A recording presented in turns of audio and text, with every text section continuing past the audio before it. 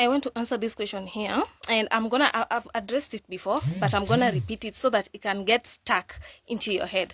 So this person said, can anxiety cause inability to work? I'm not okay. Life have not been easy. I want to start work tomorrow at supermarket. You literally can do anything with anxiety.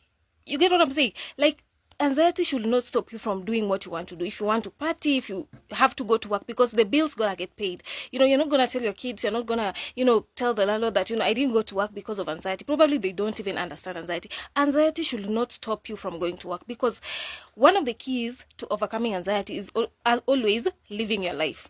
So how are you going to live your life when you don't want to go to work, you don't want to go outside, you're just in the house brooding, living your life on social media, literally thinking about the anxiety subjects the whole day? So you have to go to work. Even me, and I understand where this, question comes from, because there was a time I literally didn't want to go to work because I was having all the intrusive thoughts. I couldn't focus. Even when we were having a meeting, I couldn't focus. I couldn't concentrate.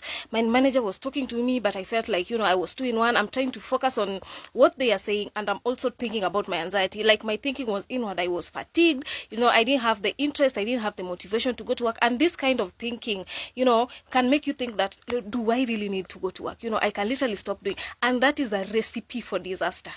Not going to work. Guys, you need to go to work, because at work is where you'll also be exposing yourself to things that you fear. Maybe it's people, maybe it's the social gathering, maybe it's your intrusive thoughts, maybe it's your physical symptoms. You don't want to go to work because you fear that the symptoms might come up and they might trigger your anxiety. That's why you don't go to work, because pre-anxiety you used to go to work.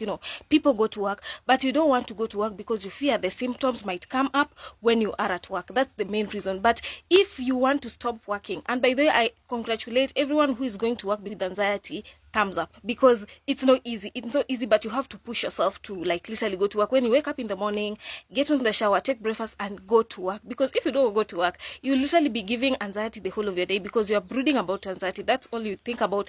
You think about the anxiety subject all the time. And with anxiety, I always tell my clients, you have to have a goal. You have to literally find something that occupy your mind. And I don't mean feverishly in a way to literally run away from anxiety. No, that's not what I mean. I mean having something, with anxiety, it occupies your whole day. It occupies your whole mind. So that's all you think about. But if you have something to think about, maybe it's a hobby, maybe it's a skill, maybe you're going back to school, maybe it's a job, you'll have, and have you realized when you're at work, you barely think of anxiety? This is because anxiety wants you to be idle. So not going to work, stopping to go to work, is a recipe for disaster. And anxiety is also fear. It's not something that should stop you from going to work. I know the symptoms are debilitating, they are scary, but really they're just fear.